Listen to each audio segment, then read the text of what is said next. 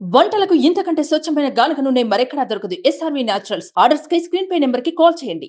తెలంగాణ రాష్ట్ర గీతంపై ప్రభుత్వం కసరత్తు పూర్తి చేసింది. జూన్ 2న ఏఐసీసీ అగ్రనేత సోనియా గాంధీతో ఈ గీతాన్ని విడుదల చేసేందుకు ఏర్పాట్లు పూర్తి చేసింది.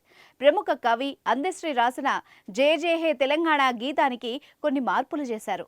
1.5 నిమిషం నిడివిలో ఈ గీతం సిద్ధమవుతోంది. సినీ సంగీత దర్శకుడు కీరవాణితో ఈ పాటను రేవంత్ ప్రభుత్వం కంపోజింగ్ చేయించింది. తెలంగాణ రాష్ట్రం ఏర్పడి 10 ఏళ్లు పూర్తవుతున్నా ఇంతవరకు రాష్ట్ర గీతం లేదు. గతంలో జరిగిన కేబినెట్ సమావేశాల్లో తెలంగాణ ప్రభుత్వం ఇందుకు సంబంధించి కీలక నిర్ణయం తీసుకుంది. గతంలో అందశ్రీ రాసిన రాష్ట్ర గీతాన్ని ఆమోదిస్తూ కేబినెట్ ఒక కీలక నిర్ణయం తీసుకుంది. అయితే తెలంగాణ ఉద్యమం కంటే ముందు ఈ గీతాన్ని రచించారు. తెలంగాణ రాష్ట్రం వచ్చిన తర్వాత కొన్ని మార్పులు చేర్పులు చేశారు. అందశ్రీ చేసిన మార్పులకు రాష్ట్ర ప్రభుత్వం ఆమోదముద్ర వేసింది.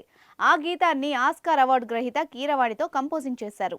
జూన్ 2న రాష్ట్రం ఏర్పడి 10 ఏళ్లు పూర్తి చేసుకుంటున్న సందర్భంలో ఈ వేడుకల్ని అంగరంగ వైభవంగా నిర్వహించాలని తెలంగాణ ప్రభుత్వం భావిస్తోంది. ఈ కార్యక్రమానికి సోనియా గాంధీని చీఫ్ గెస్ట్ గా పిలిచి ఆమె చేతుల మీదుగా తెలంగాణ గీతాన్ని విడుదల చేయాలని ప్రభుత్వం నిర్ణయించింది. మంగళవారం అందశ్రీ కీరవాణిలో ముఖ్యమంత్రి రేవంత్ రెడ్డిని కలిసి తెలంగాణ గీతాన్ని వినిపించారు. ఈ గీతం చాలా బాగుందని రేవంత్ కితాబిచ్చారు. 5-6 చరణాలతో పూర్తి గీతం ఉంటుంది.